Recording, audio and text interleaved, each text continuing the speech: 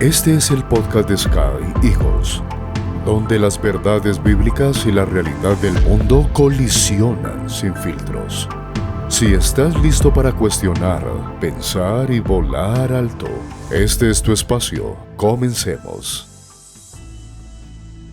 Bueno, señores, sean ustedes bienvenidos a un episodio más de nuestro podcast de Sky Eagles. Estamos muy felices de estar nuevamente con ustedes y pues dándole continuidad a la primera parte que iniciamos la semana pasada, donde expusimos acerca de un tema, digamos que es muy coloquial, y es: Satanás fue el padre de mentira hasta la luz. En esta segunda parte, pues primero para dar un contexto de lo que pasó digamos, en la sesión anterior, nosotros hablamos acerca de la parte 1 fue acerca de los pastores, que pues esa epidemia de que ya no les sirve ser pastores sino profetas y apóstoles y otras especímenes adicionales. Hablamos acerca de algunos de ellos como Luna, Ojín, Maldonado, etcétera.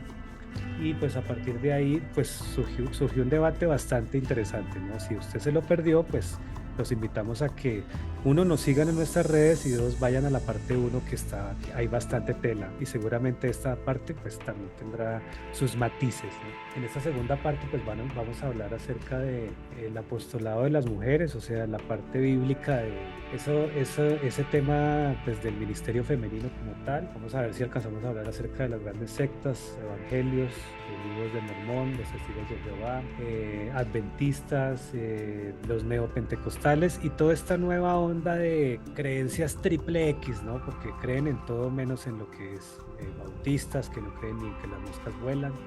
Bueno, ustedes ya saben más que nosotros todo lo que queremos hacer. Y pues en última instancia vendría la parte 3, la parte 2, perdón, que tiene que ver con las dogmas y estas doctrinas modernas, ¿no? Siglo XXI, ¿no? Que tienen que ver con el evangelio de la prosperidad, el movimiento de la palabra de fe, yo declaro, yo decreto, Dios me habló, Dios me dijo, ¿cierto? Las mega iglesias, los talismanes, velos sagrados, bueno, toda esa serie de fábulas, pues vamos a ver si alcanzamos a hacerlas en este espacio, y si no, pues seguramente haremos una parte 3 que viene bastante interesante. Entonces, sin más preámbulos, pues arrancamos, le doy el paso y saludamos a Luis. Luis, un gusto tenerte otra vez con nosotros y bienvenido. Un cordial saludo a Juan David, Javi, a todos los espectadores, a los que nos escuchan. Y qué interesante que nos dejaran en el comentario y nos cuenten desde qué ciudad o de qué país nos están viendo. Interesante que nos digan, mire, de qué países o de qué ciudades nos están escuchando, y que siempre nos den like o dislike, compartan, comenten, porque este canal no es solo de nosotros, sino es de todos, es de los espectadores y de quienes disfrutan, ¿no?, de la conversación y de estos temas tan interesantes. Bueno, respecto al punto de hoy, siempre es una pregunta recurrente a todo nivel, no solo para los ministros, sino también para los laicos. ¿Es legítimo el ministerio femenino? O sea, ¿es legítimo eso de profetas, mujeres, apóstoles, pastoras? Pastoras, ¿no? Las pastoras, aunque también hay profetisas. Bueno, eso le coloca. Hoy en día se asusta uno de lo que encuentra en las redes, ¿no? Ese es un debate, ¿no?, que lleva años, lleva décadas. Digamos que no hay una respuesta única que sea universalmente aceptada, ya que la interpretación de los textos bíblicos varía de acuerdo a las escuelas teológicas, a las diferentes denominaciones, organizaciones religiosas o iglesias. Pero es cierto, y de esto espero que nuestro maestro bíblico nos esté llevando ahí el hilo para que nos amplíe y nos dé esa dimensión teológica y nos desglose lo que voy a citar ahorita. Pasajes de la Biblia en los que se prohíbe el ministerio femenino. Primera de Timoteo, capítulo 2, versos 11 y 2. Este es uno de los versículos recurrentes y que se citan cuando surge pues esta incógnita. El apóstol Pablo escribe: la mujer aprenda en silencio con toda sujeción, porque no permito a la mujer enseñar ni ejercer dominio sobre el hombre, sino estar en silencio. Esto ha dado pie a señalamientos de ideología de género y demás, ¿no? Nadie duda de que hoy en día, en el mundo moderno, la mujer ha escalado a nivel social, a nivel económico y también intelectual. Es muy común y muy frecuente en grandes corporaciones encontrar a mujeres que han estudiado y que tienen todo el mérito aquí, ¿no? Yo no voy a negar nada de eso. Con méritos se han preparado y han hecho todo lo necesario para ocupar puestos de alta importancia, puestos directivos relevantes. Eso estamos hablando pues a nivel de lo secular. La mujer pues digamos que ha ocupado ahorita una posición elevada a todo nivel. Hay muy buenas maestras, periodistas, en fin, ingenieras, médicos, etcétera, etcétera, y en eso creo que nadie tiene ningún problema, ¿no? Pero aquí no estamos hablando de ni de la empresa, ni de la universidad, ni de el instituto, nada de eso. Estamos hablando desde la congregación.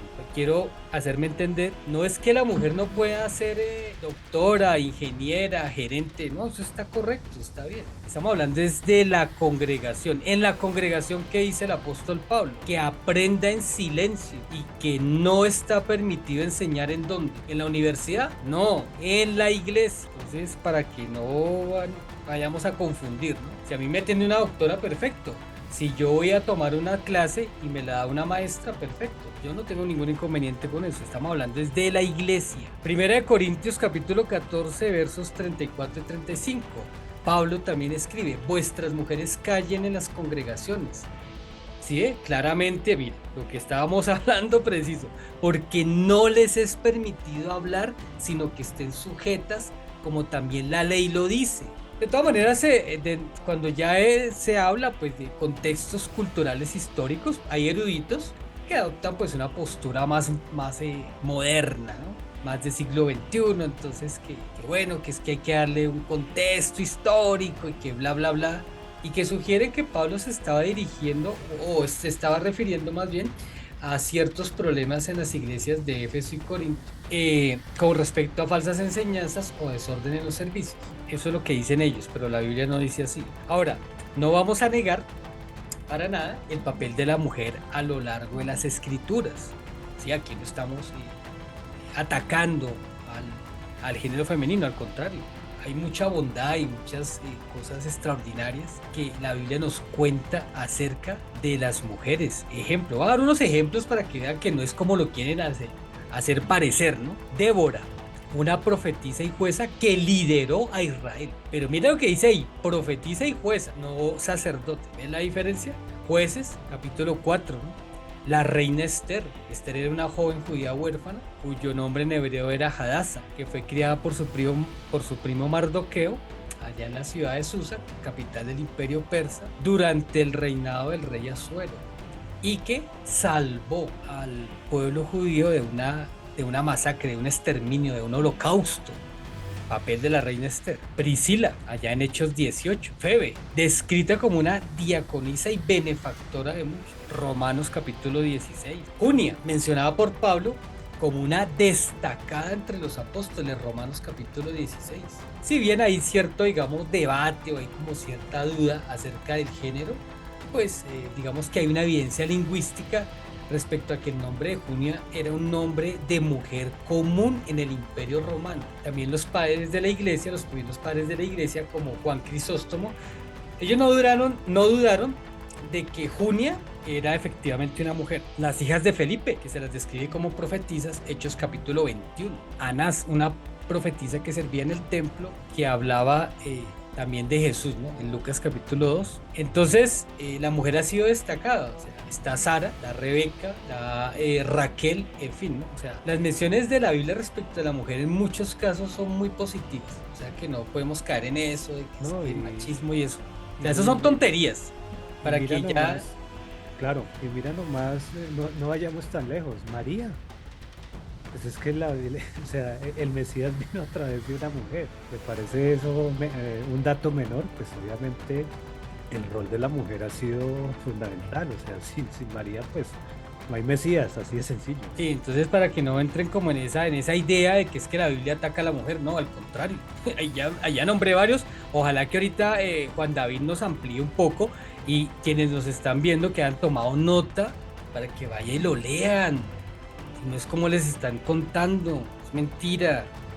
Ahí pues digamos hay una posición, digamos de cierta manera, que se inclina por el complementarismo, que sostiene que hombres y mujeres tienen roles distintos y complementarios y que las mujeres pueden servir y ministrar de muchas maneras. Claro, sabe cómo orando.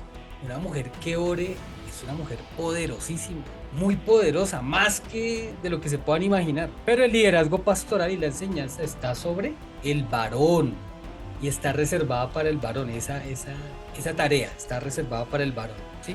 Hay una posición también, digamos, moderna, que es el igualitarismo, que sostiene que tanto hombres como mujeres son iguales en valor y que tienen la misma libertad de ejercer cualquier rol en el ministerio, pero que es completamente antibíblica.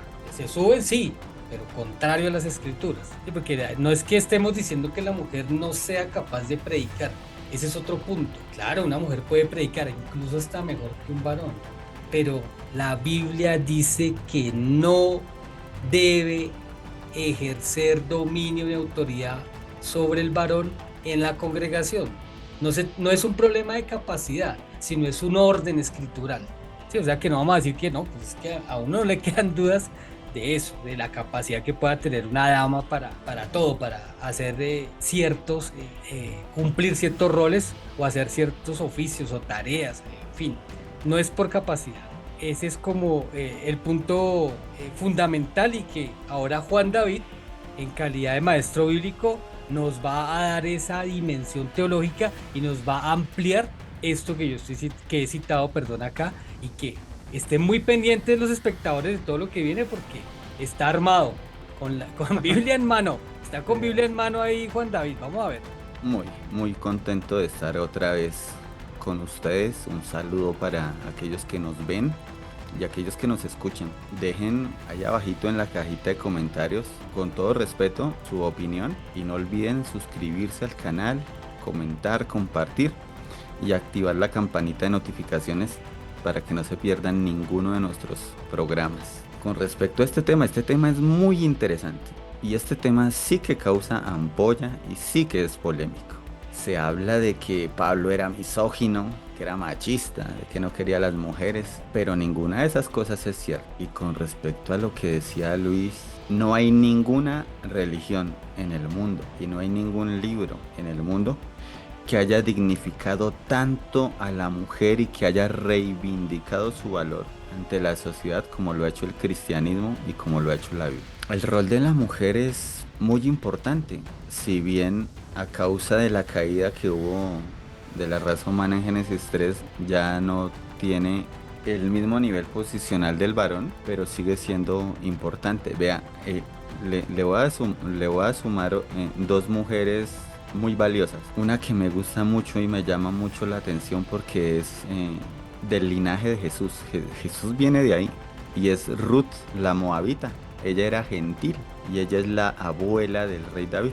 Y qué gran mujer fue Ruth. De mujeres importantes en la Biblia, ¿no? ¿Se acuerda de la reina de Saba? Que la escritura dice que la reina de Saba vendrá de los confines de la tierra a juzgar a esta perversa generación. Sí, Saba que queda en la península arábiga. Sí, bueno, Ruth, Noemí, la reina Esther. Y este tema es muy polémico. Este tema es súper polémico porque digamos que a veces la gente opina sin tener conocimiento de las cosas, ¿no? Y algo que sí quiero dejar en claro para los que nos ven y nos escuchan es que en la Biblia no existe el pastorado femenino. En la Biblia no existe el pastorado femenino. No estoy diciendo que las mujeres no puedan enseñar o cosas así. Claro que sí, una mujer puede ser maestra de niños, o puede estar en el coro de la iglesia, o puede ser una danzarina. Pero en cuanto a la enseñanza de la palabra dentro de lo que se llama la asamblea, no. Porque ya eso es una posición de liderazgo y de autoridad y eso le corresponde al varón. Como mencionaba Luis, encontramos dos textos que son muy discientes. Uno que se encuentra en Primera de Corintios, capítulo 14. ¿Ahí cuál versión estás leyendo, David? Voy a leer, tengo la BTX 4, la textual. Dice, las mujeres callen en las iglesias, porque no les es permitido hablar sino estar sujetas, como también lo dice la ley. Y si quieren aprender algo, pregunten en casa a sus maridos, porque es indecoroso que una mujer hable en la congregación. Esta versión es un poco diferente a lo que dice la Reina Valera. La Reina Valera y otras versiones dicen vuestras mujeres. Acá dices las mujeres, ¿no? Entonces, ahí el apóstol Pablo está diciendo que las mujeres callen en la iglesia o en la congregación porque no les es permitido hablar, sino que estén sujetas como también la ley lo dice, haciendo referencia a lo que se expone en el Antiguo Testamento. Y dice el versículo 35, y si quieren aprender algo, pregunten en casa a sus maridos porque es indecoroso que una mujer hable en la congregación. Pero hay algo que me llama mucho la atención y es la pregunta o las preguntas que hace Pablo en el versículo 36 y dice, ¿acaso la palabra de Dios salió de vosotros? ¿Acaso llegó solo a vosotros? Versículo 37, si alguno supone, ¿sí? Si alguno supone que es profeta o espiritual, reconozca que lo que os escribo porque es mandamiento del Señor. La Reina Valera dice, ¿acaso ha salido de vosotros la palabra de Dios o solo a vosotros ha llegado? Si alguno se cree profeta o espiritual, reconozca que lo que os escribo son mandamientos del Señor. Entonces podemos ver que Pablo está diciendo que a las mujeres no se les es permitido hablar y eso genera mucha controversia. Y el otro texto es el que está en Primera de Timoteo capítulo 2 verso 11. Dice la Reina Valera, la mujer aprenda en silencio con toda sujeción, porque no permito a la mujer enseñar ni ejercer dominio sobre el hombre, sino estar en silencio. Pero Pablo no se queda ahí, Pablo explica el por qué la mujer tiene que guardar silencio en la congregación. Y sigue diciendo, versículo 13, porque Adán fue formado primero, después Eva. Y si usted va al Génesis, se dará cuenta, así como lo dice Pablo en Corintios, así fue. Adán fue formado primero y después Eva. Y dice el versículo 14, y Adán no fue engañado, sino que la mujer siendo engañada incurrió en transgresión. Por eso es que a la mujer no se le permite tener cargos de autoridad en la iglesia o pararse en el púlpito. Dio dos porqués, de hecho, en esa respuesta. Y es que vea lo interesante de esto. Y es que con el primer Adán no tuvo que escoger su esposa. A él no le tocó como a nosotros, que nos toca, mirar opciones y escoger una. No, Dios simplemente le llevó la mujer a él. Adán no tuvo nunca que orar por tener una esposa. A él no le tocó escoger. Simplemente Dios se la llevó y se la puso ahí. Pero ¿qué pasó con la mujer? Que ella sacó de la posición correcta a Adán de ser hijo de Dios y le mostró una forma más moderna de vivir. Y eso es algo que ella no debió haber hecho. Entonces, eso muestra que ella estaba errada y que sus motivos y objetivos estaban errados.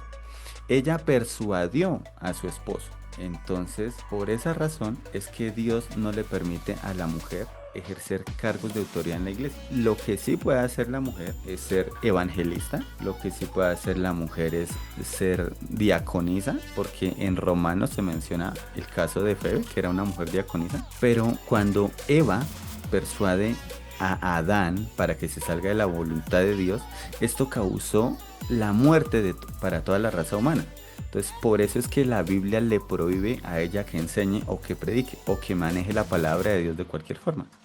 Y yo sé que muchas personas, muchas mujeres que nos pueden estar escuchando me van a decir, el Señor me llamó a predicar. Y pues yo no voy a discutir eso con usted, pero les voy a decir que la palabra dice que no lo haga. Porque dice la Escritura, ella no enseñará ni usurpará autoridad, más bien estará en silencio. Y usted puede decirme, pero David, es que el Señor me dijo que lo hiciera, que predicara. Y pues yo no dudo eso en lo absoluto, porque es que si usted va a la Biblia, en el libro de Números, en el capítulo 22, 23, 24 y 25, habla sobre un profeta llamado Balaam.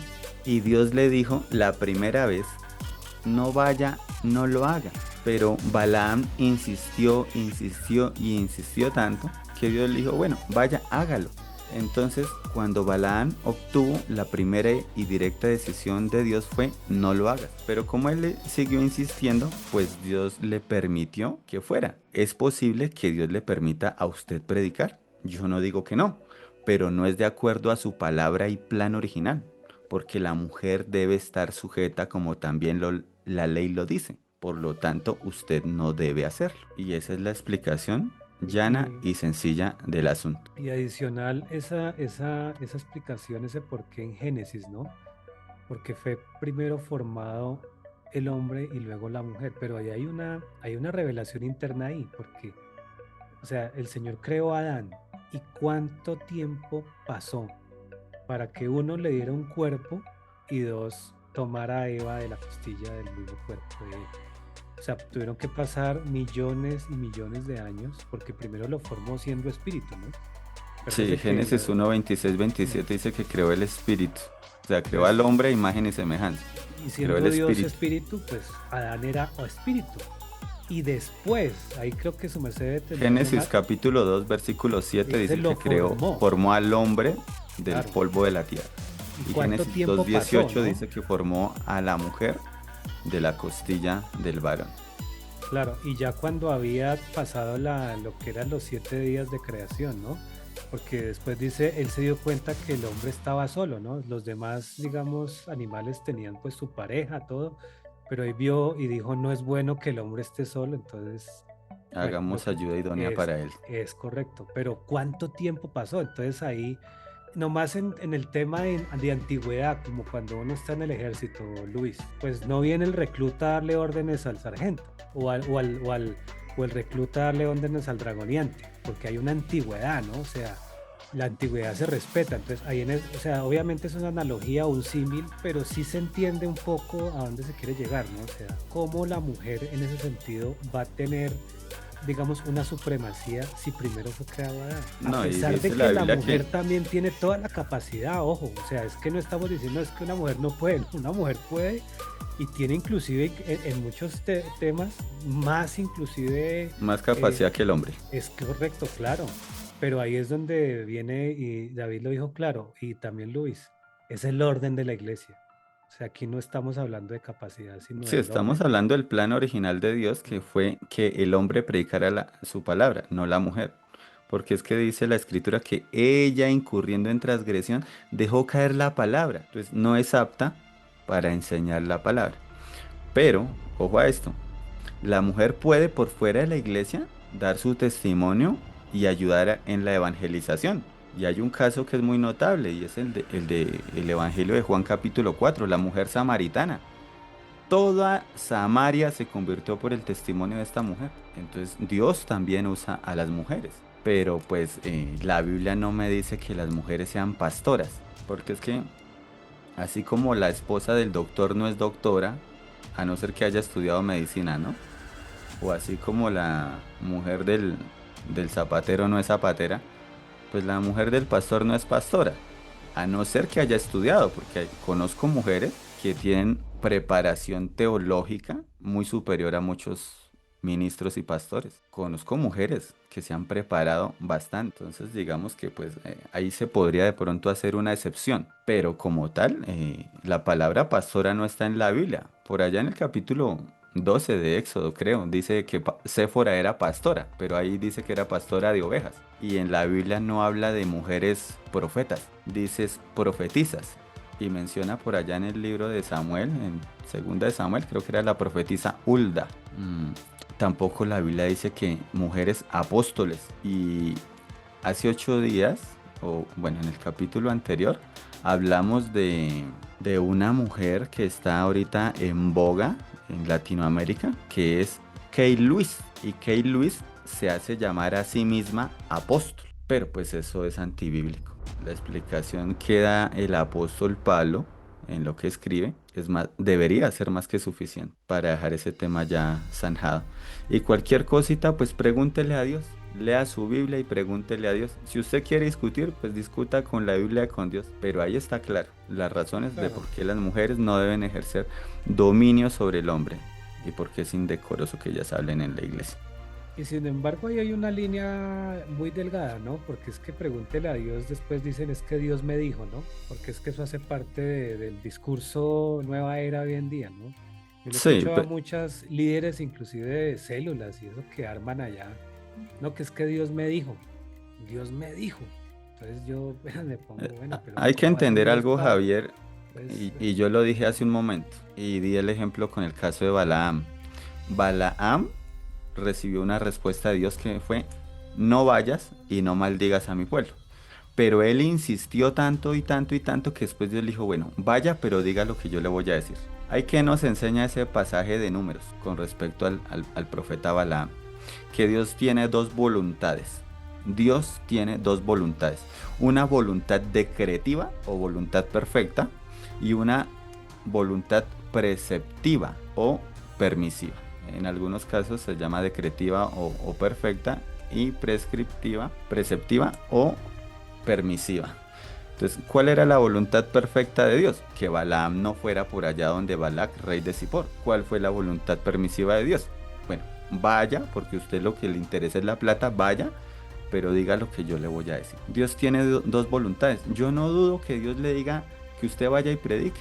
Si usted es una mujer de Dios, yo no dudo que Dios le diga que vaya y predique, pero no es la voluntad perfecta de Dios, porque Dios no se puede contradecir. Si Dios le dice eso a usted o si usted siente que Dios le dijo eso es voluntad permisiva, pero no es el plan perfecto ni original de Dios. es correcto, David. Sí, ese tema, de todas formas, cualquier comentario lo vamos a estar leyendo porque pues el tema pues levanta harta ampolla, ¿no? Y sobre todo con las iglesias modernas, la mayoría que hay pastoras, ¿no? Y por donde quiera que inclusive las iglesias que se dicen pentecostales, ¿no? Que se supone pentecostales es, digamos que lo más cercano u ortodoxo posible, ¿no? Y resulta que uno ve unas fulanas allá caballadas en el púlpito eh, orando, pero parecen el Doritos, ¿no? Una vez escuché vi una en directo y no, o sea, yo digo, bueno, pero ¿y esto qué? Y pentecostal, ¿no? Entonces, pues bueno. Sí, y Entonces, hay mujeres que se toman el cargo o el rol principal en la iglesia y los esposos, que son los pastores, que son los que tienen la comisión de predicar, pasan a ser una figura y de adorno en la iglesia, porque todo es la pastora. Se va a hacer algo con el grupo de danzas o bueno, de alabanza o de lo que sea, porque hoy en día hay ministerios para todo en las iglesias. Consultémosle a la pastora y ya el pastor queda por allá relegado como una figura de adorno. Ese no es el orden de Dios. y pues Sí, sí, hay, aunque en defensa en honor a la verdad debemos decir algo. Todo no es culpa de las mujeres. Sí, vamos a darle un punto a las mujeres. No todo es culpa de las mujeres. La culpa es del varón. ¿Por qué? ¿Por qué digo que la culpa es del varón? Por una sencilla razón. Al hombre le cuesta seguir a Dios. Al hombre le da pereza. Usted ve las iglesias llenas de mujeres. ¿Y quiénes son las que cargan con la responsabilidad de llevar los hijos a la iglesia? Las mujeres. ¿Quiénes son las que se ven obligadas a tomar la responsabilidad en el hogar de corregir a los hijos? Las mujeres. ¿Por qué? Pues porque el hombre trabaja mucho o porque o porque se fue de la casa y dejó a la mujer tirada con los pelados. Por eso usted ve, y es que esto en América Latina lo que voy a decir es muy cierto. Vea, usted va a cualquier iglesia en América Latina y siempre va a encontrar más mujeres que hombres, porque el hombre no quiere saber nada de Dios. Y nosotros tenemos que pararnos como hombres de fe, de valor, como verdaderos cristianos y tomar el lugar que nos corresponde. así es. Entonces no le podemos echar la culpa a las mujeres, que ellas lo hacen porque se les dio por hacerlo, ¿no? Pues que si el hombre no lo hace, pues alguien tiene que Claro. hacerlo. Y pues, y también producto de algunos ministros fusilánimes que permitieron y no establecieron un orden desde el principio en la iglesia, ¿no? Obviamente, seguramente al hacerlo de esa forma, sus iglesias se les desocupan y ellos van detrás pues, del negocio, ¿no? Pues, de poder tener alguna posición de poder. Y esas posiciones de poder finalmente, ¿qué han hecho? Pues hacer una madeja que todo, nada entra, nada sale en la esposa, el hijo, el yerno, la hija, no sé qué, y todos son miembros de la iglesia, miembros activos y están todos, son diáconos, son no sé qué, y todos son de la misma familia, ¿no? Entonces eso es una madeja donde nadie entra, nadie sale y todos están ahí, ¿no? Entonces, Sí, aunque pues, eso lo vamos a ver más adelante, ¿no? sí, entonces yo no sé si, Luis, tienes algo más que agregar para ver si continuamos con nuestro segundo punto, que tiene que ver justamente con las grandes sectas, ¿no? Y de ahí para allá hay bastante tela. No, está perfecto lo que dice Juan David, es pertinente y es la realidad y lo que comenta Javi acerca pues de cómo incluso las tan cacareadas iglesias pentecostales, ¿no? Que se creía que eran las depositarias del evangelio original de los apóstoles, pues ahora la verdad que están bastante lejos, lástima, ¿no? De lo que era la iglesia pentecostal que en determinado momento, muchas décadas atrás, no me quedan dudas de que fueron un faro, ¿no? Del cristianismo. Entonces, pues nuestro segundo punto justamente es las grandes sectas, los otros evangelios, Gálatas, los testigos de Jehová, la perversión de la palabra del Señor, adventistas se quedaron en el antiguo pacto, neopentecostales extremos, los dones hechos espectáculo, pues bueno, ustedes mirarán esa vaina de que lanzan una corriente y todo el mundo se tira al suelo, bueno, ese tipo de cosas. El tema de los bautistas que también, o sea, hay algunos que porque se van a un extremo bastante, bueno, grotesco a mi juicio, y otros porque, pues, como los bautistas, ¿no? Que no creen ni que las moscas vuelan, ¿no? O sea, para ellos no existen milagros, ni dones, ni nada. Eso fueron hasta Juan el Bautista y de ahí para allá para de contar, ¿no? Entonces, eso es un tema bastante tremendo porque, pues, hay mucho, yo digo que uno fanatismo y otro punto legalismo.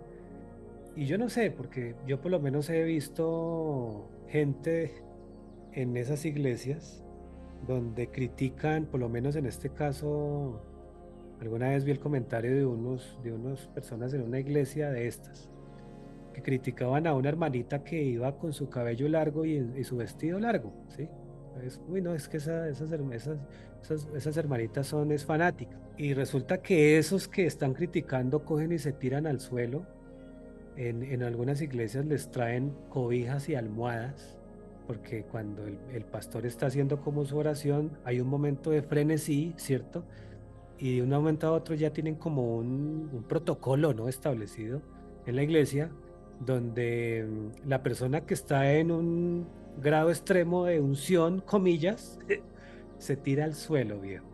Y pues toca traerle una manta y una cobija. Pero eso sí no es fanatismo, yo no, o sea, bueno, yo no sé, ustedes qué opinen al respecto en cuanto a cuando lleguemos al tema, pero ese tipo de cosas, bueno, para mí están en las antípodas completamente del propósito de Dios. Para mí eso es desorden, para mí eso no tiene nada que ver, como el don de lenguas y todo el estadio hablando en lenguas, ¿sí? Y nadie, lenguas humanas y angélicas, ¿no? Y ellos hablan es lenguas angélicas, porque póngalos a hablar en inglés, no saben, o en francés o en italiano, eso no es con ellos, pero lenguas angélicas sí. Y bueno, a ver, ¿y qué están diciendo? No hay nadie interpretando, entonces es una cosa rara, ¿no? Entonces, y así es como han pervertido a mi juicio, pues todo el mensaje en este último tiempo, pero pues este sería como el siguiente punto de las grandes sectas. ¿Ustedes qué opinan? Pues Mercedes. Bueno, respecto a eso de las lenguas angélicas, quiero hacer un paréntesis y es el siguiente. Lenguas angélicas, pero ¿de cuáles ángeles? Sí, De los porque caídos? ¿No sí, serán pues. lenguas angélicas de los caídos? Hay que tener cuidado con eso. Ahí le dejo esa perla. Lenguas angélicas de cuáles, pero de los caídos. ¿Sí? ¿No serán más bien lenguas de los caídos? Hay que tener cuidado con eso. Bueno, en cuanto al tema, digamos, de sectas, pues es muy difícil, digamos, entrar a hablar de todas las sectas, pero digamos que sean consideradas sectas dentro del protestantismo.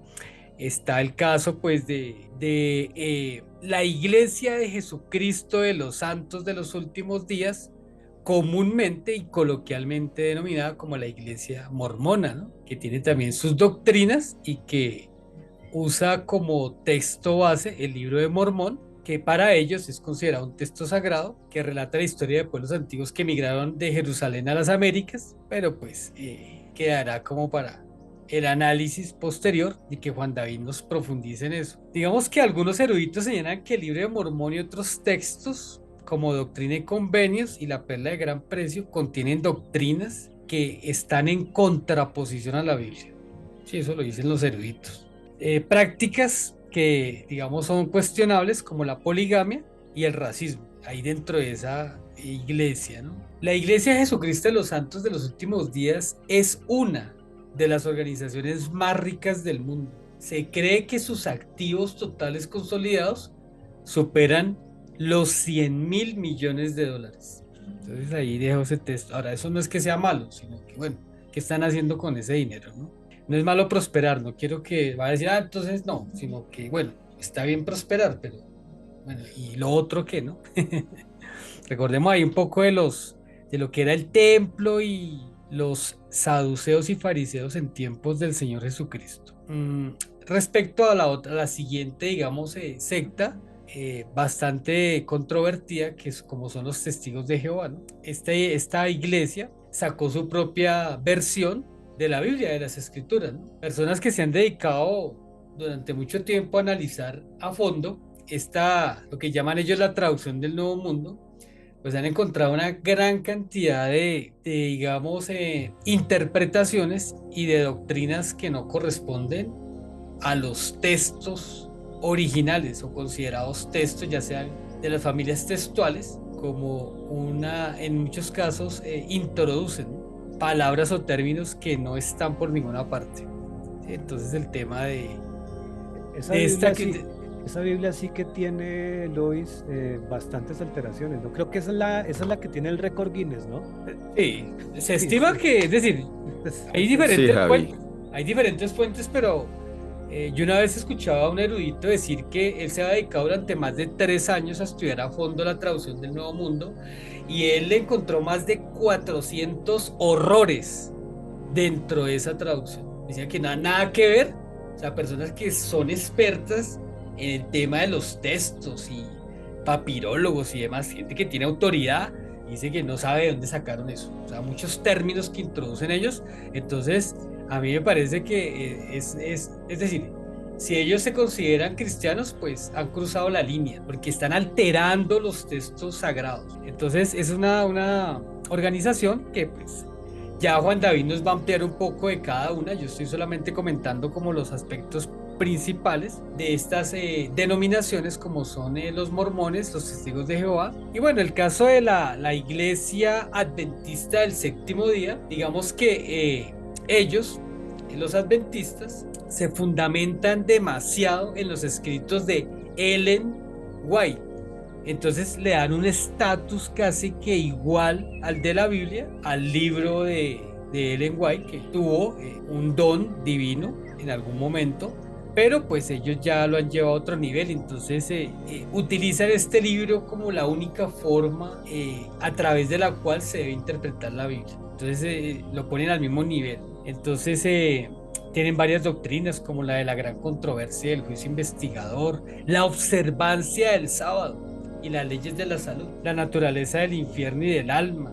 Entonces eso es como lo básico de ellos, ¿no? Y ahorita Juan David nos va a profundizar un poco en cada una de estas. Y bueno, hablando así a grosso modo de otras sectas, está el caso de Jim Jones, allá en Guyana, de la secta de Jim Jones, que termina, ¿no?, con la muerte de aproximadamente 1.000 personas. Ese es un caso bien interesante y el que seguramente amerita que hagamos un episodio en algún momento, el caso de Jim Jones. En fin, ¿no? Está la de la puerta celestial, ¿no? También, ¿no? Estas sectas así. Ese es el que dijo que se suicidaran todos, ¿no?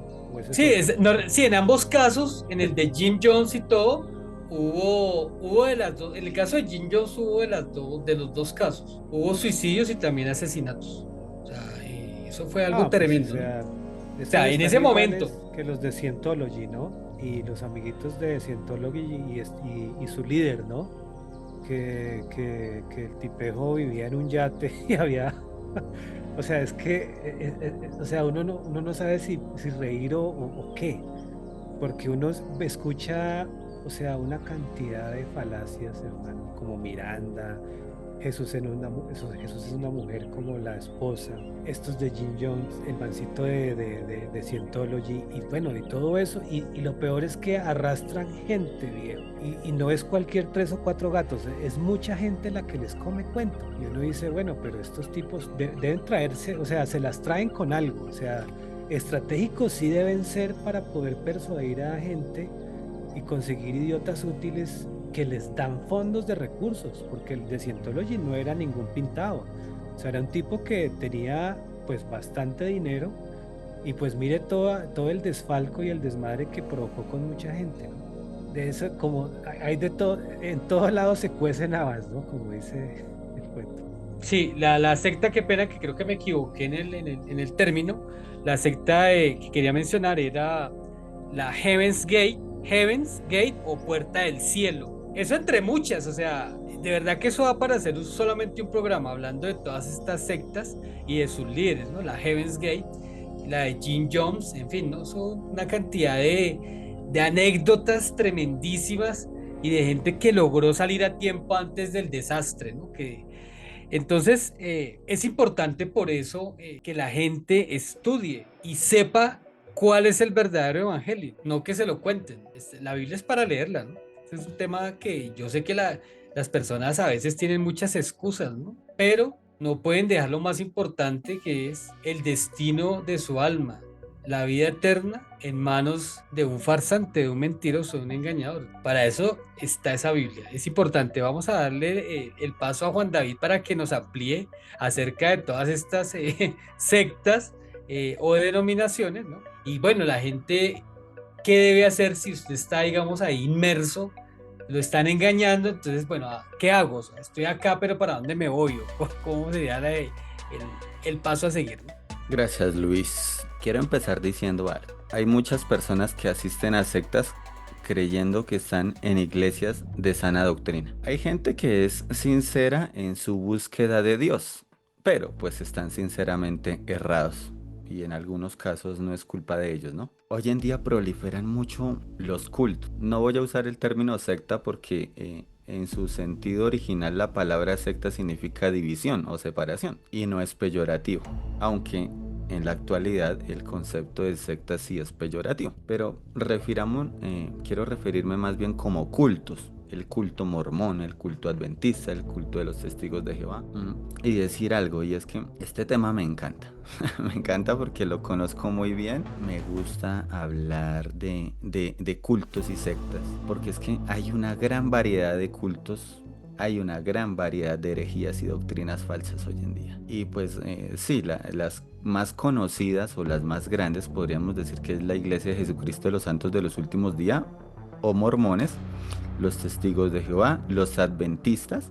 Pero hay que tener claro algo, y es que actualmente hay un grupo que se llama Adventistas del Séptimo Día, que salieron de los adventistas originales. Y también está el neopentecostalismo, o los neopentecostales o nuevos pentecostales. Me gustaría empezar con la Iglesia de Jesucristo de los Santos de los Últimos Días, o la Iglesia Mormona. Yo soy un hombre muy curioso.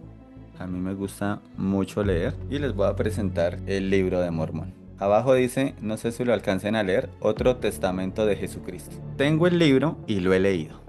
Por si alguien me escribe allá abajo en los comentarios que estoy hablando cosas que no son, creo que sí estoy hablando y sé de lo que hablo, porque cuando yo era niño, mi papá me llevó a la iglesia mormona. Yo estuve de los 10 hasta los 14 años. Conocí toda la doctrina mormona. Tengo el libro de Mormón, tengo Doctrina y Convenios y tengo la Perla de Gran Precio. Y conozco todos los pormenores de la doctrina mormona. Entonces no les estoy hablando carreta. No saqué el libro simplemente por mostrarlo, sino porque es que yo pertenecía a esa iglesia. ¿Qué podemos decir? Bueno, un poquito de historia acerca de los mormones. Digamos que el personaje principal de este culto o de esta secta es el señor José Smith Jr., porque el papá de él también era José Smith, ¿no? José Smith nace un 23 de diciembre de 1805 en Sharon, Virginia. A los 14 años afirmó ver al Padre y al Jesucristo y a Jesucristo con cuerpos físicos.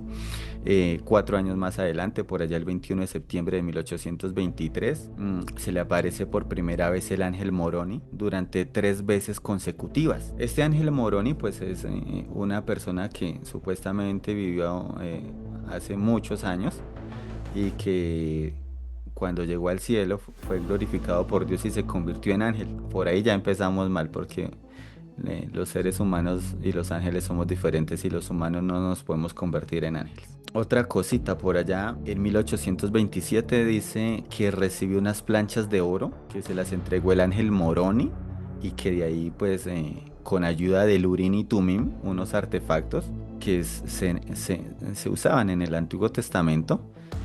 Dice José Smith que utilizó el Urim y Tumim para traducir esas planchas de oro y de ahí nace el libro de Mormón. Por allá en 1829 dice que Juan el Bautista se le apareció a él y a Oliver Cowdery y los confirmó con el sacerdocio aarónico o sacerdocio de Aarón. Y más adelante, el 15 de mayo y el 30 de junio de ese mismo año, Pedro, Santiago y Juan se les aparecieron y les confirieron el sacerdocio de Melquisedec. Y el 6 de abril de 1830 se funda oficialmente la Iglesia de los Santos de los Últimos Días. Y aquí hay algo interesante. Acabo de nombrar el 6 de abril. Este 6 de abril es de 1830 cuando nace la Iglesia Mormona. Más adelante se van a dar cuenta porque quiero que se fijen que dije 6 de abril. No se pierdan, 6 de abril.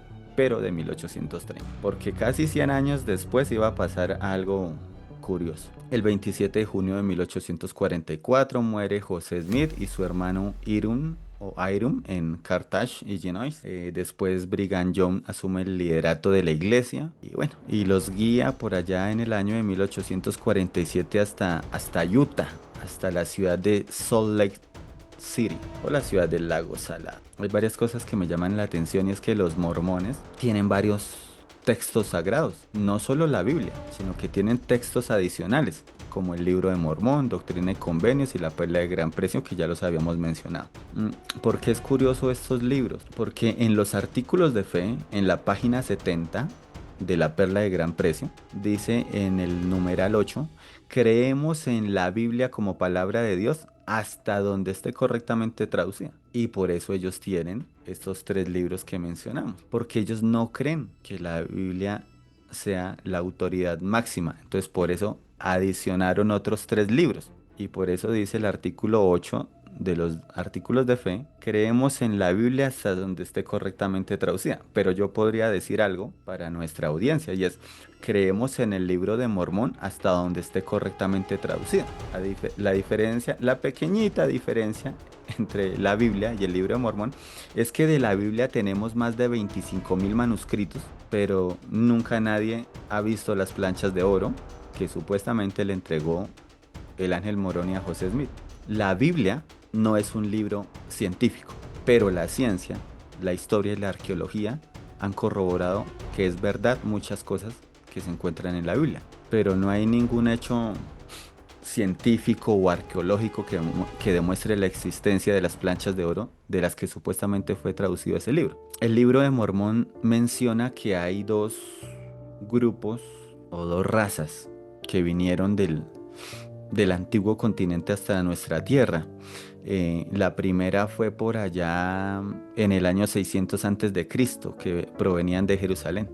Y la otra pues dice que arribó muchos siglos antes, cuando ocurre el episodio bíblico de la Torre de Babel. Y los mormones creen, de acuerdo a las enseñanzas de su libro, que Jesús vino a América a predicar a los indígenas antes de subir al cielo. Y pues no hay ninguna evidencia arqueológica que demuestre que Jesús estuvo en este continente o a este lado del mundo. Eso no existe. Abajo de la descripción de este video les voy a dejar un enlace del Instituto Smithsoniano. El Instituto Smithsoniano, para los que no saben, es una prestigiosa organización o institución que se dedica a estudiar hechos científicos, a hacer comprobación científica, arqueológica e histórica. Y ahí se desmiente muchas cosas del Libro de Mormón. Porque es que los mormones, como tienen tanta plata, ellos han pagado estudios científicos. Pero pues con tan mala suerte que los científicos y los arqueólogos y los paleontólogos no han encontrado nada que autentifique o autentique la veracidad del libro de Mormón. Y pues bueno, la Biblia es la palabra de Dios y no hay más.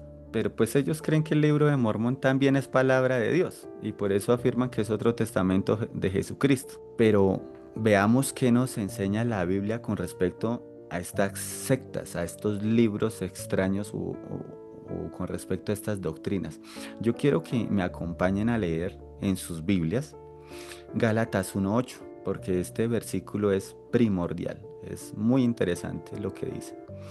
Y ojo a esto, el apóstol Pablo escribe: mas si aún nosotros o un ángel del cielo os anunciare otro evangelio diferente del que os hemos anunciado, sea anatema. Versículo 9, como antes hemos dicho, también ahora lo repito. Si alguno os predica diferente evangelio del que habéis recibido, sea anatema. ¿Y qué significa anatema? Que ha sido maldito de parte de Dios. Si una persona predica algo diferente a lo que los apóstoles predicaron en el principio, esa persona no es parte del cuerpo de Cristo ni de la iglesia.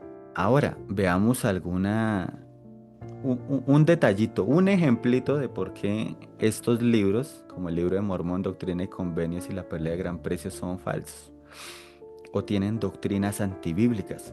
Si usted tiene la oportunidad de leer, ellos lo llaman, a este conjunto de libros ellos lo llaman la tripleta.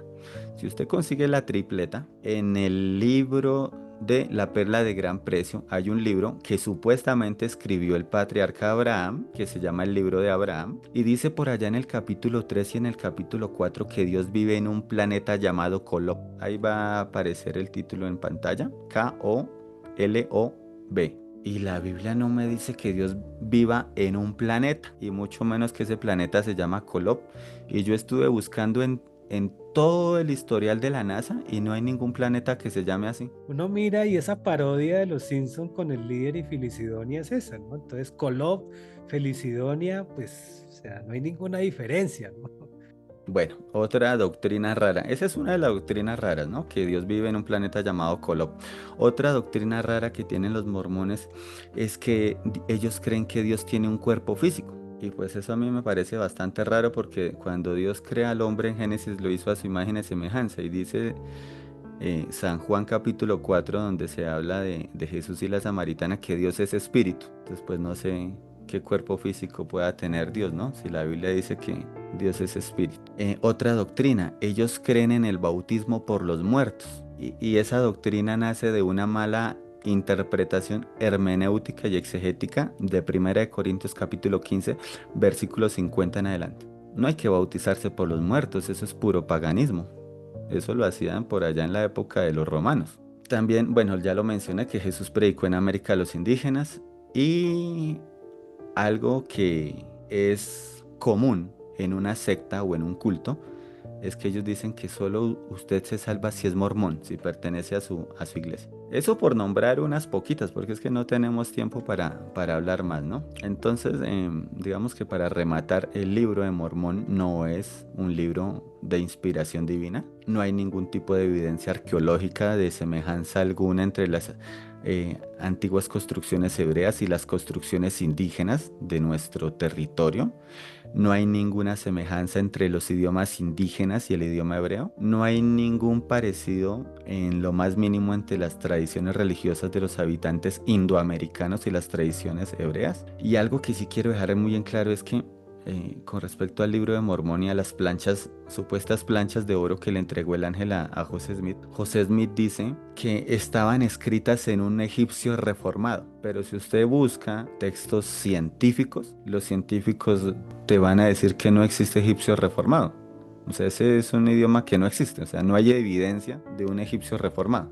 Está el egipcio antiguo. Entonces ahí ya nos damos cuenta que es una secta. No hay evidencias arqueológicas, no hay conexiones genéticas, arquitectónicas, lingüísticas ni religiosas entre los antiguos hebreos y los antiguos indígenas americanos. Los testigos de Jehová. Los testigos de Jehová también son muy interesantes.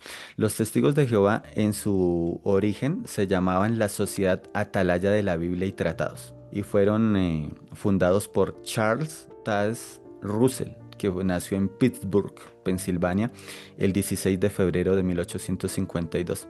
Él originalmente fue presbiteriano y calvinista, pero tras perder su fe, buscó ayuda en religiones orientales y por allá en el año de 1869 escuchó a un predicador adventista llamado Jonas Wendell, que era seguidor de Miller, y con ayuda de otros adventistas como George Storrs, George Stetson y Nelson Barbour, empezó a escribir en una revista que se llama El Heraldo de la Mañana, y pues ahí escribían cosas o enseñaban doctrinas como el juicio investigativo, ¿no? Que supuestamente Cristo había llegado de forma invisible por allá en 1874 y que glorificaría a su pueblo en 1914. Pero pues sabemos que eso es falso. ¿Cómo llegó él a esa conclusión? Utilizando algo que se llama gematría o gematría, que es hacer cálculos numéricos o cálculos matemáticos. Pero pues la Biblia dice que nadie sabe el día ni la hora, ¿no? Mateo 24:36, nadie sabe el día ni la hora. Entonces ponerse uno a jugar con fechas o a tratar de adivinar eventos, pues no es algo muy bíblico que digamos. ¿Qué pasó por allá en 1914? Pues estalló la Primera Guerra Mundial.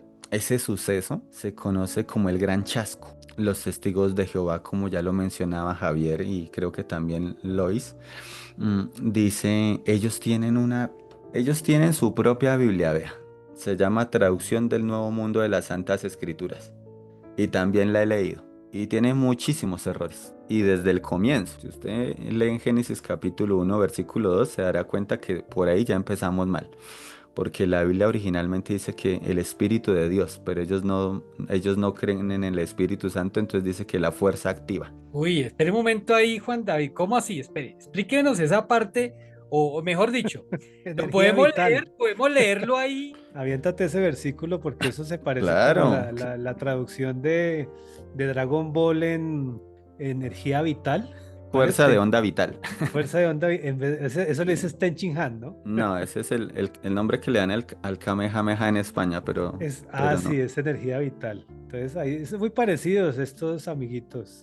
Voy a leer esta Biblia, la traducción del Nuevo Mundo de las Santas Escrituras, que es la versión de los testigos de Jehová. Ahora bien, resultaba que la tierra se hallaba sin forma y desierta y había oscuridad sobre la superficie de la profundidad acuosa. Aquí allá habla de profundidad acuosa, no habla de las aguas ni de las aguas que están debajo de las aguas o encima de las aguas.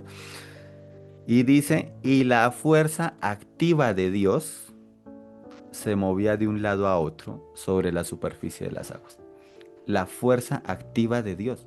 Sí, no es el Bueno, espíritu esa de herejía, Dios. bueno, esa herejía está bien caso, porque a ver, desde el punto de vista de la ciencia, en física, vamos a hablar de física, de un concepto fundamental, y cualquiera que sepa el tema me puede desmentir. Digamos que en física, una fuerza es una magnitud vectorial que tiene la capacidad de modificar el movimiento de un cuerpo o de producir deformaciones en él. La fuerza se representa mediante vectores, lo que significa que poseen tanto magnitud, o sea, intensidad, como dirección y sentido. ¿Cuáles son las características de una fuerza? Básicamente, pues, que tiene un punto de aplicación, o sea, el lugar exacto donde la fuerza actúa sobre el cuerpo. Tiene dirección, ¿sí? O sea, una línea a lo largo de la cual actúa. Tiene un sentido. Hay un sentido que indica hacia dónde se aplica la fuerza y tiene una magnitud, o sea, una intensidad, ¿no? Esta, digamos, la definición más concreta la encontramos en la segunda ley de Newton. Claro, y ahí mismo dice Luis para agregar, pues fuerza es igual a masa por aceleración, ¿no? O sea, en Sí, términos físicos. sí, en Lo que física. pasa es que Estamos hablando de términos. los testigos Entonces, de Jehová creo que fueron los precursores de Star Wars. Que Sí, la fuerza te acompañe. la fuerza sí. Sí, entonces, ahora lo otro. Ellos hablan de fuerza activa. Mire, Sí. mire lo que vamos a ir acá para terminar rápidamente, porque teológicamente, de verdad que es una herejía. Pero si vamos científicamente, Y eso es es una. empezando a leer esa Sí, Biblia, esa traducción. Porque pero le vamos a puedo ir. mostrar muchos ejemplos. Sí, pero vamos a terminar rápido con eso de fuerza activa, con ese de fuerza activa, porque eso es un cuentazo, porque ni siquiera a nivel de la física existen solo estos tipos de fuerza, que son, las voy a mencionar rápidamente si quieren tomar nota, porque a nivel de la física ni siquiera existe eso de fuerza activa, miren, fuerzas de contacto, fuerzas de fricción, fuerza normal, fuerza de tensión, fuerza elástica, fuerzas de campo, fuerza gravitatoria, fuerza electromagnético y fuerzas nucleares, o sea, nuclear fuerte y nuclear débil. No existe ninguna fuerza activa, o sea, en pocas palabras, teóricamente es una herejía y hablando a nivel científico es una mentira. Es un exabrupto. Sí, ya. Sí, ya. Sí, arrancaron bien los testigos de Jehová con eso. Sí, Vamos mal. en el segundo versículo ya metieron la pata. Bueno, las principales doctrinas de los testigos de Jehová, es que hay muchas cosas que están muy mal con ellos y con su traducción. Y ojo al dato que les voy a dar. ¿El Nuevo Testamento fue escrito en qué idioma? El Nuevo Testamento fue escrito en griego. Y los testigos de Jehová, para que su doctrina cuadre con la Biblia, metieron 221 veces en el Nuevo Testamento. Óigase bien, 221 veces en el Nuevo Testamento metieron el nombre de Jehová. Pero es que Jehová no existe en griego. Ellos traducen la palabra cruz, que es estauros, como madero. Y ellos dicen que Jesucristo no fue crucificado, sino que fue colgado en un madero. O sea, no fue crucificado, sino colgado de un madero. Entonces, ahí ya hay una mala interpretación, una mala traducción. Ahora, otra palabra que ellos traducen mal es la palabra parusia. Parusia quiere decir venida, la venida de Cristo. Pero ellos lo traducen como presencia. Acá en pantalla les voy a poner un ejemplito, el texto de Colosenses 1:16, que me pareció supremamente interesante, porque dice la Biblia normal, la Reina Valera, que hablando de Cristo, dice que en Él fueron creadas todas las cosas, pero como los testigos de Jehová no creen que Cristo es un ser divino, ellos traducen otras cosas, porque en Él fueron creadas otras cosas. Pésima traducción. Vea, esa traducción del Nuevo Mundo de las Santas Escrituras de los Testigos de Jehová es tan mala y tan perversa que no dice quién la tradujo. Es tan pésima y tan negligente esa traducción que los que hicieron ese trabajo no quisieron poner su nombre ahí.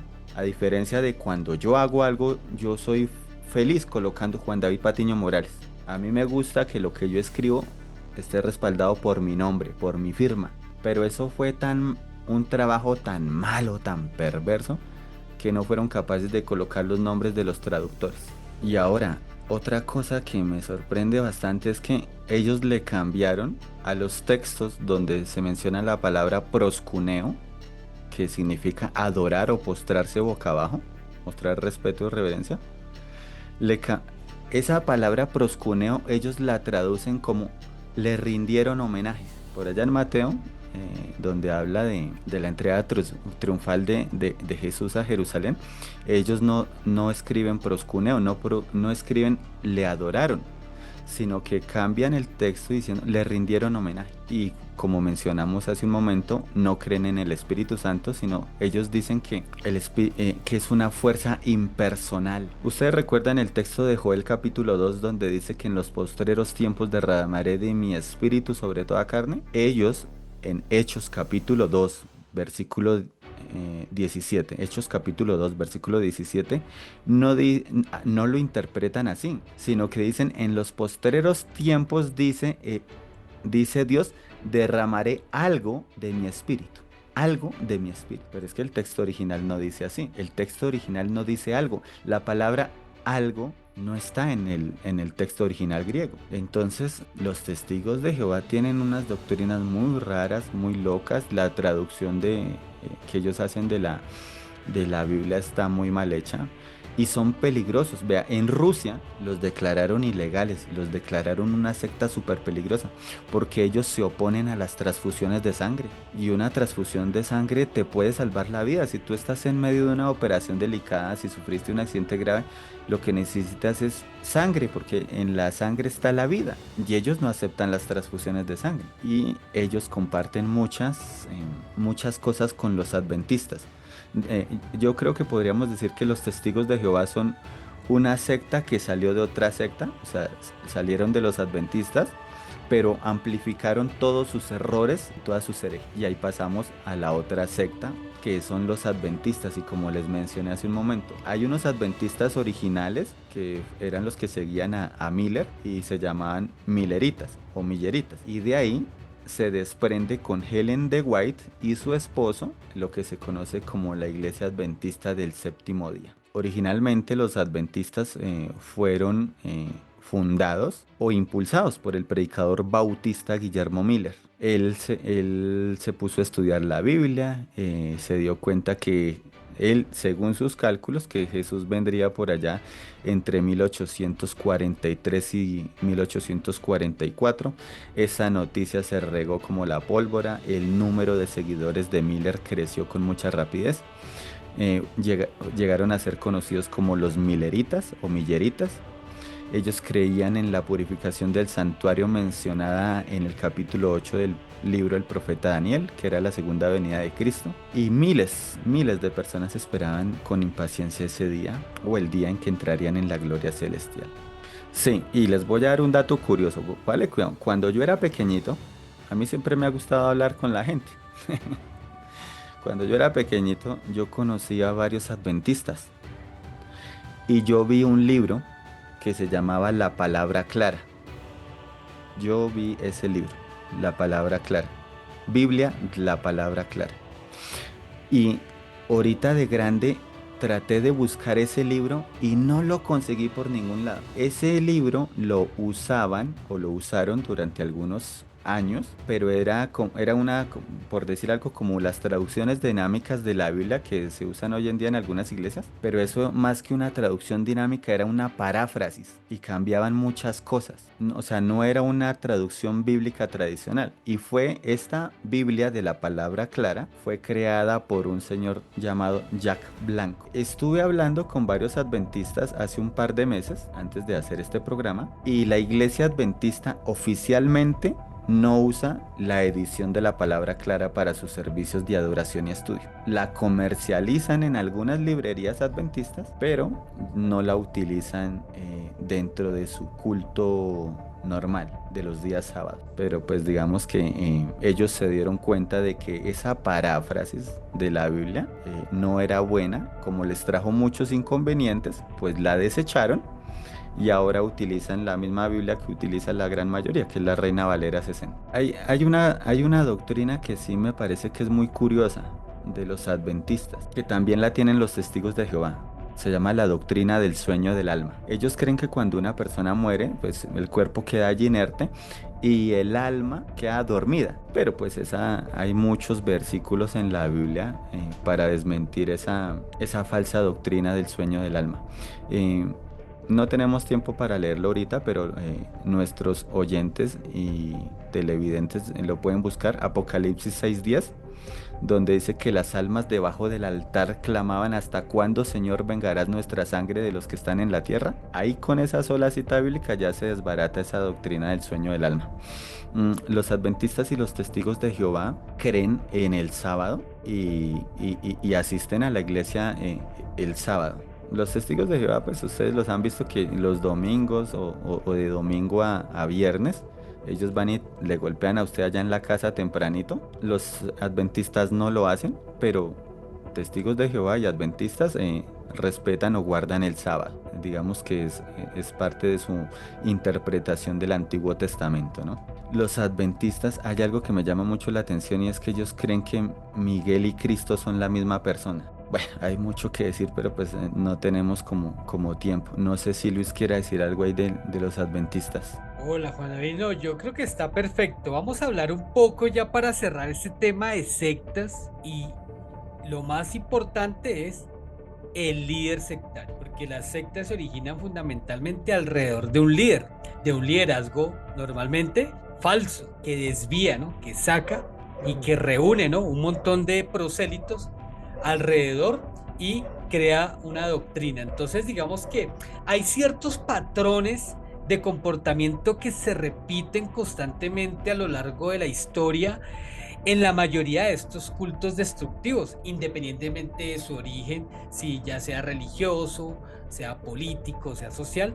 Y digamos, acá vamos a hablar rápidamente de los más comunes. El primero, carisma y mesianismo. Un líder sectario posee un carisma excepcional con el que atrae y fascina a miles o en muchos casos millones de seguidores. Se presenta a sí mismo como un mesías, un salvador o alguien con una misión o una comisión divina y que tiene, o sea, que es depositario de una revelación especial que solo él conoce. Nadie más sino solo él, ¿no? O sea, como dices, es el dueño de la verdad. ¿Sí? Para que vayan tomando nota y se pregunten si allá donde asisten de pronto identifican eso en el liderazgo, ¿no?, que están siguiendo. Afirma tener un conocimiento superior o una conexión directa con lo divino, lo que mencionaba Javi. Dios me dijo, yo oí una voz, yo vi una luz. Y esto lo convierte en indispensable para la salvación o el éxito de sus seguidores. Otra característica, autoritarismo y control. Ese líder sectario ejerce un control absoluto sobre todos los aspectos de la vida de sus seguidores, y hay muchos ejemplos, ¿no? Como el caso de Jim Jones o el de Heaven's Gate, Puerta del Cielo.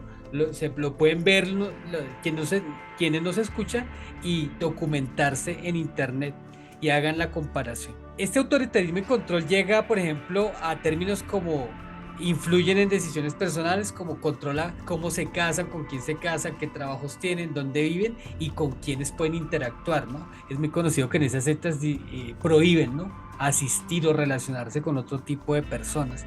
Eso es común. Las finanzas, exige una lealtad financiera total. Eso les suena conocido, ¿no? Evangelio de la prosperidad.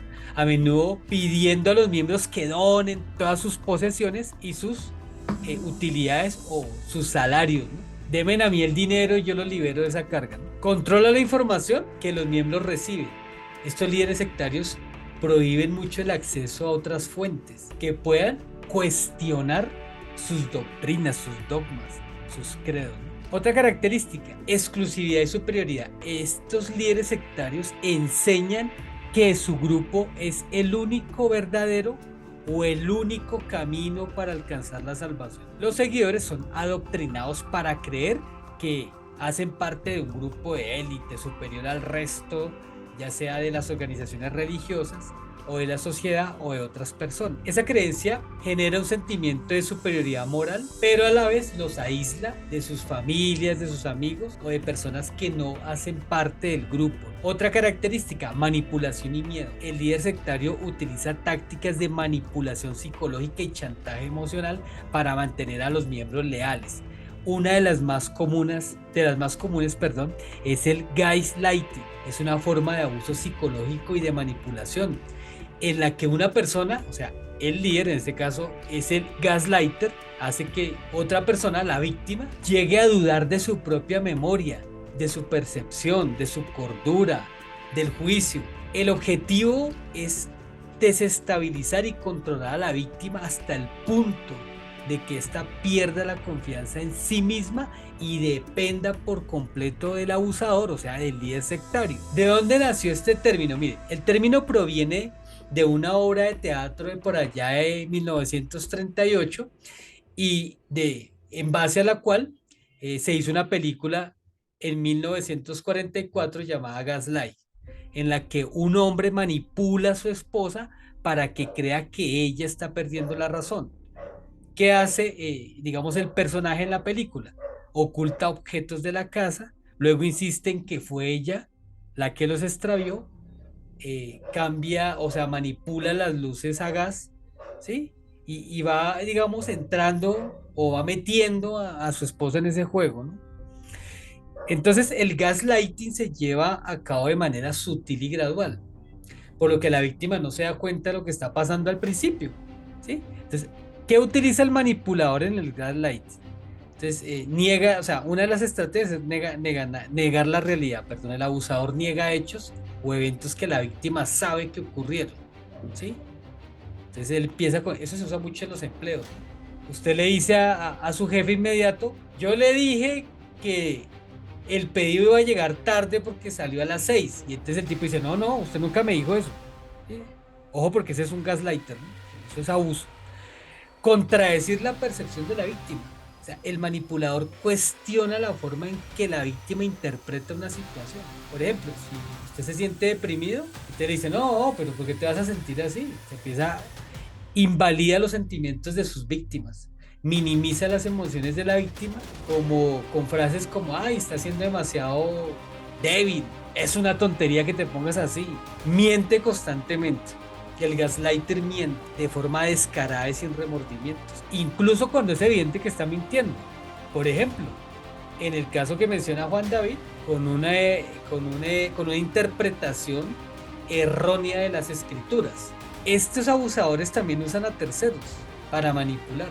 Los utiliza mintiendo, por ejemplo, como las otras personas del grupo piensan que eres un inútil. Nadie ha dicho eso, pero el gaslighter lo hace. Culpa y vergüenza. El gaslighter atribuye cualquier fracaso personal o dificultad a la falta de fe o a la desobediencia, ¿sí?, a sus doctrinas, sus dogmas o sus instrucciones, ¿no? Aislamiento y amenaza. Amenaza con la excomunión, con echarlo fuera. Viene un castigo sobre tu vida si nos dejas, si te vas de acá. O la condena eterna al infierno si te sales del grupo, ¿no? Lo borran del libro de la vida, ¿no? Sí, lo borran. Sí, ellos tienen poder para todo. Potestad, ¿no? Y vamos terminando. Doble vida y secretismo. Mire, el líder sectario se caracteriza mucho por esto. El líder lleva una doble vida. Practica en privado lo que prohíbe en público a sus seguidores, como por ejemplo, tiene múltiples parejas, es un adúltero. Normalmente estos son adúlteros o fornicarios, o en fin, ¿no? Acumulan riquezas, cometen abusos sexuales, incluso contra menores, contra niños.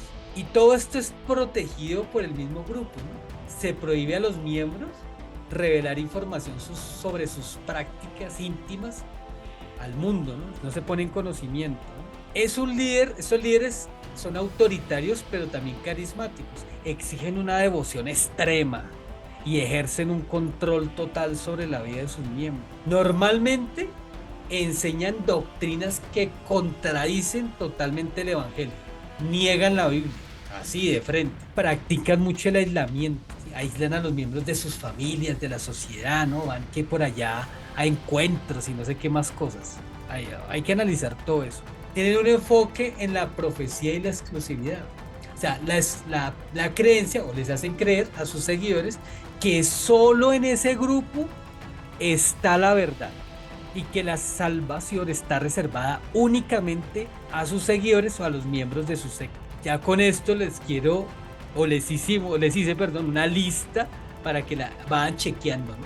Venga, donde yo asisto, si veo esto, uy, mucho cuidado, ¿no? Porque estoy en manos de un grupo, de un líder sectario, puedo estar metido en una secta y como dice Juan David, estoy metido hasta el cuello en una secta y me estará haciendo todo esto al mismo tiempo y no me he dado cuenta. No, y para agregar, Luis, eso me acordó de una secta también, no recuerdo el nombre, donde el líder, ¿no?, el fulano, tiene varias mujeres, ¿no? Basado en la escritura, bueno, en algunas citas bíblicas, que porque David y que porque Salomón y que porque wherever, tuvieron muchas mujeres, entonces ellos también, ¿no?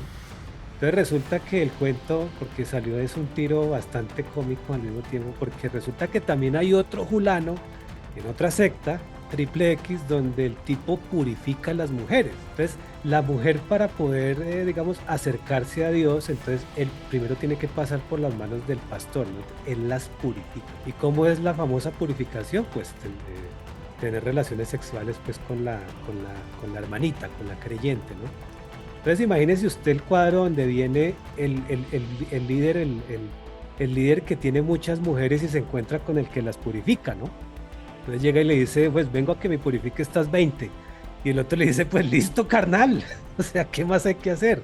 Entonces ahí es donde uno ve que Satanás realmente fue padre de mentira hasta el año 2000, porque estos tipos la han sacado del estadio con semejante barbaridad de doctrinas demoníacas. O sea, literal, yo no le puedo decir otro término, un tipo que purifica a las mujeres, y lo peor es que hay hermanitas ahí en las iglesias. Javi, o sea, no. Javi, no, estos tipos llegaron más lejos que los demonios, porque créame que Lucifer es malo pero tiene códigos. Lucifer es malo pero tiene códigos. No, estos fueron más lejos que los demonios. Porque es que, es decir, yo creo que el mismo diablo debe estar asustado del año 2000 para acá de verse totalmente desplazado. Lo han convertido prácticamente en un NN, porque son estos hombres, muchos de ellos salidos de seminarios teológicos reconocidos, quienes están blasfemando desde los púlpitos y están introduciendo todas estas herejías con estos grupos y sectas. Y cabe recordar el caso de Diego Hebel y su iglesia Cabaret. Diego Hebel lo que hacía, que escandalizó incluso a la prensa secular, imagínense. Se escandalizaba la prensa secular, los que no son cristianos. Ahora, esto no, los que están enseñando fábulas, herejías y los que están blasfemando no son los ocultistas, no son los satanistas, son los mismos pastores, apóstoles y profetas protestantes. Es lo más curioso. Yo he escuchado ocultistas referirse a la Biblia como las Sagradas Escrituras. Y mire cómo vemos y encontramos en redes sociales las referencias que hace Ana Maldonado, o que hace Susan Hin, o que hace Cas Luna. Ni un ocultista se atreve a tanto. Sí, imagínense. Entonces ahí ustedes mirarán y cada uno analizará pues lo que estamos hablando y pues son libres de no solamente de comentarnos, sino también ir a investigar esto en internet, porque eso está ahí, eso está documentado. Entonces nos queda una segunda parte que justamente es la parte de falsas doctrinas, dogmas del siglo XXI, que tienen que ver con el Evangelio de la Prosperidad, que ahí hay una tela bastante larga en cuanto a esa forma de manipulación, porque mucha gente va con muchas necesidades a las iglesias y esta gente que coge y manipula ese sentir seguramente humilde y verdadero de muchas personas para hacer de eso un negocio y un negociazo de marca mayor. No pagar impuestos, entonces imagínense ustedes de cómo es la mano, ¿no? Los movimientos de la palabra de fe, el yo declaro, las mega iglesias, el tema de pactos, el tema de pacte siempre, ¿cierto? Los talismanes, los velos sagrados, los mantos, bueno, hay una cantidad de cosas ahí que seguramente ya eso lo abordaremos en una tercera parte de este especial que tenemos para ustedes. Y pues sin más ni más, pues no sé si David tengas algo más para decir para poder ir cerrando y despedirnos en esta segunda parte de este programa. Gracias, Javi. Con respecto a lo que decía Luis, sí, totalmente de acuerdo. Yo creo que el diablo le dirá a sus demonios allá en el infierno, como dijo algún predicador por ahí: ustedes crean y tiemblen, no como estos, porque es que dice la escritura que los demonios creen y tiemblan, pero es que estos fulanos dicen cuánta herejía, cuánta blasfemia se les ocurre, sin ningún temor ni temblor. Pues yo creo que el diablo debe estar asustado porque dirá: uy, estos me quitaron el trabajo. O sea, si se llega a morir alguno de esos, no me lo dejen entrar acá porque hasta me sacan del infierno. Entonces sí, bastante triste esto. Agradecerle a la audiencia por habernos acompañado en este episodio. Nos vemos en la tercera parte, no se la pierdan, que eso está buenísimo. Y no olviden dejarnos ahí su like, comentar, compartir. Queremos leer.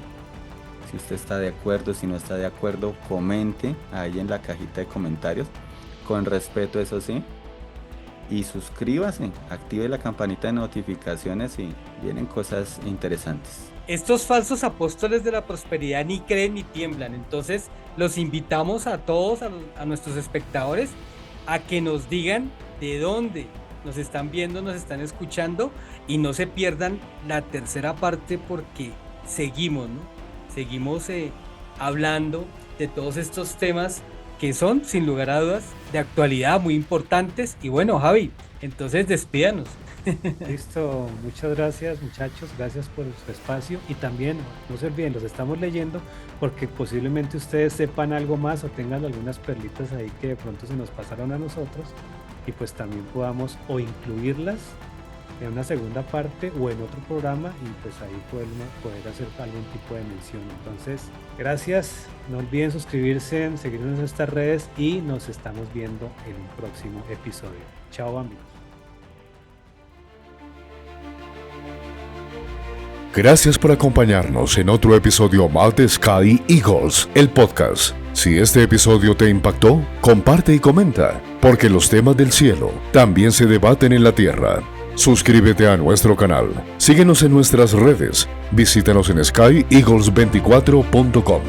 No te pierdas el siguiente episodio y recuerda, no comas cuento, come carne.